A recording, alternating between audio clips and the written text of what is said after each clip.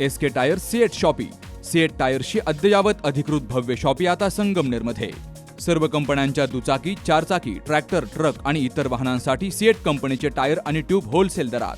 दुचाकी आणि चारचाकींचे कम्प्युटरद्वारे डिजिटल पद्धतीनं अचूक 5D व्हील अलाइनमेंट आणि बॅलन्सिंग, ॲडव्हान्स आणि स्क्रॅच फ्री टायर फिटिंग यंत्रणा, tyre replacement, TPMS support, run flat आणि ट्यूबलेस टायर्स उपलब्ध. योग्य टायर सिलेक्शन आणि इन्स्टॉलेशनची खात्री, नायट्रोजन फिलिंग आणि POC. तेव्हा आजच भेट द्या. SK tyre CEAT shoppe, Pravara service station समोर, संगमनेर खुर्द, तालुका संगमनेर. प्रोप्रायटर सूरज चंद्रभान गुंजाळ. संपर्क 8657 12 11 12. श्रीराम नवमी उत्सवानिमित्तानं आयोजित करण्यात येणाऱ्या भव्य शोभायात्रा आणि पालखी सोहळ्याच्या पार्श्वभूमीवर हिंदू रक्षा युवा मंच आणि सकल हिंदू समाजाच्या वतीनं पाथर्डीच्या नगरपरिषद सभागृहामध्ये आमदार मोनिका राजळे यांच्या अध्यक्षतेखाली आढावा बैठक पार पडली. या बैठकीत पोलीस, वीज आणि नगरपरिषद प्रशासनाला जबाबदाऱ्या दिल्या गेल्या. उत्सव निर्विघ्न आणि भव्य दिव्य स्वरूपात पार पाडण्यासाठी आवश्यक सूचनाही केल्या गेल्या. या बैठकीला प्रांताधिकारी प्रसाद मते, तहसीलदार उद्धव नाईक, नगराध्यक्ष अभय आव्हाड, उपाध्यक्ष मंगल कोकाटे, मुख्याधिकारी संतोष लांडगे, उपनिरीक्षक साहेबराव चव्हाण, महावितरणचे मयूर जाधव, ST आगार प्रमुख अमित बनसोडे यांच्यासह हिंदू रक्षा युवा मंच आणि सकल हिंदू समाजाचे पदाधिकारी हजर होते. गुरुवारी 26 मार्चला दुपारी 4:30 वाजता श्रीराम नवमी शोभायात्रा आणि पालखी सोहळ्याचं आयोजन केलं गेलंय.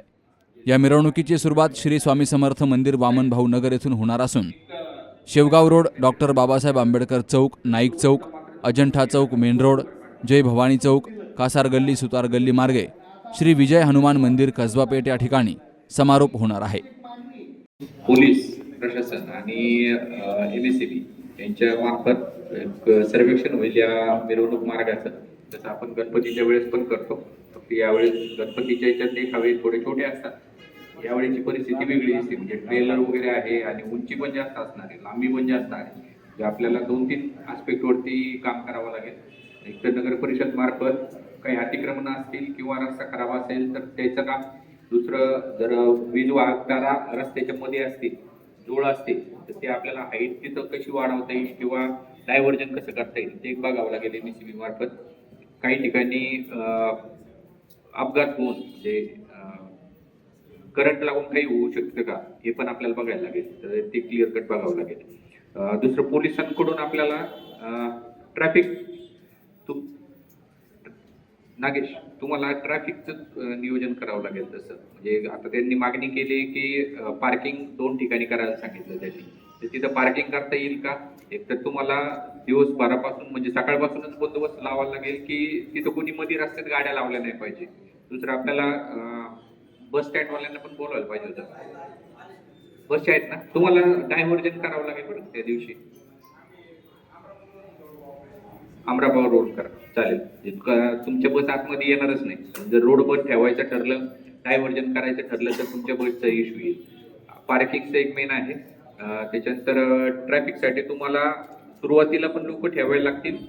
अमरापूरचं जर आपलं ठरलं मोठ्या गाड्या तिकडे वळवायच्या तर तुम्हाला अमरापूरला पण ठेवायला लागेल. आणि तिथं काही फ्लेक्स वगैरे लावता आलं तर तसं बघा. या दिवशी या पद्धतीचं ट्रॅफिक राहणार आहे. जसं आपण मडीला लावत होतो फ्लेक्स, त्या पद्धतीने तुम्हाला लावायला लागेल. आणि बंदोबस्त मेन आहे, तेवढ्या घ्यावं लागेल. लेडीज स्टाफ एक तुम्हाला मागणी करावी लागेल. त्यांना ते सगळं फायनल करून घ्या आणि त्याच्याप्रमाणे अगोदरच तुम्हाला बंदोबस्त लावून ठेवायला लागेल. मिरवणुकीचा वेळ आपला जास्त आहे. आपण 12 वाजेपर्यंत परमिशन घेतली, त्याच्यामुळे जास्त वेळ लागणार आहे. त्या पद्धतीने तुम्हाला डायव्हर्जन करता येईल. अडचण काय होती, लाईव्ह याच्यामध्ये आपण करायला गेलो ना तर मग एखादी गाडी अडकते आणि मग थोडीशी गडबड होते बरं का. त्याच्यामुळे अगोदर हे करून बघा.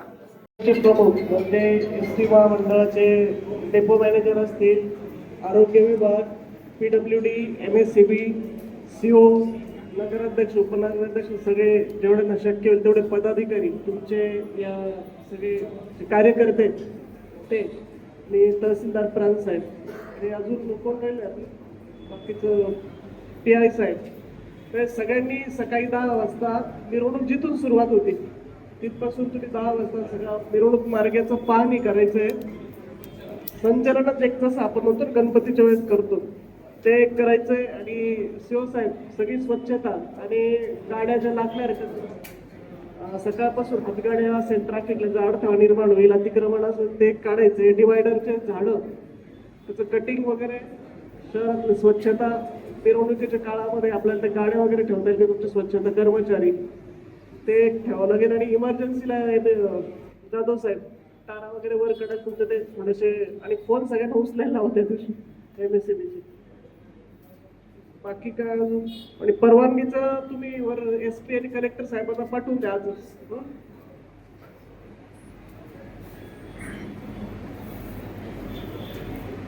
डॉक्टर उपजिल्हा रुग्णालयाच्या आलेले पण आपण ॲम्ब्युलन्स, फायर ब्रिगेडची गाडी आणि त्यांचं medical kit, first aid box हे सगळं तिथं ठेवायची व्यवस्था करू आपण.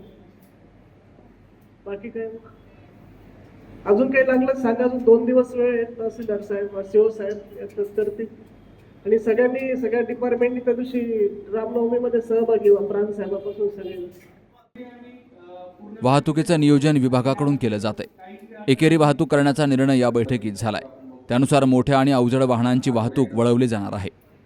यावेळी आमदार मोनिका राजळे, प्रांताधिकारी प्रसाद मते यांनी उपस्थित अधिकारी आणि कर्मचाऱ्यांना मार्गदर्शन करून सूचना केल्यात. Amol Kankaria, C news Marathi, Pathardi. Doctor Pawase अर्धांगवायू पुनर्वसन आणि निसर्गोपचार केंद्र. निसर्गरम्य आणि प्रदूषणमुक्त वातावरणात 20 कॉटचे उत्तम मशिनरी आणि सर्व सुविधा उपलब्ध असलेले सुसज्ज निसर्गोपचार केंद्र. अर्धांगवायू, मान, पाठ, कंबर आणि सांधेदुखी, हातापायांना मुंग्या येणं, टाचदुखी, चेहऱ्याचा पॅरालिसिस, ॲक्युपंक्चर, फिजिओथेरपी, जलचिकित्सा, बाष्पचिकित्सा, योग चिकित्सा, मालिश चिकित्सा, चुंबक चिकित्सा, आहार चिकित्सा आणि माती चिकित्सा. संपर्क डॉक्टर रमेश पावसे, ठिकाण हिवरगाव पावसा, रायतेवाडी रोड, तालुका संगमनेर. संपर्क 96 23 25 67 22.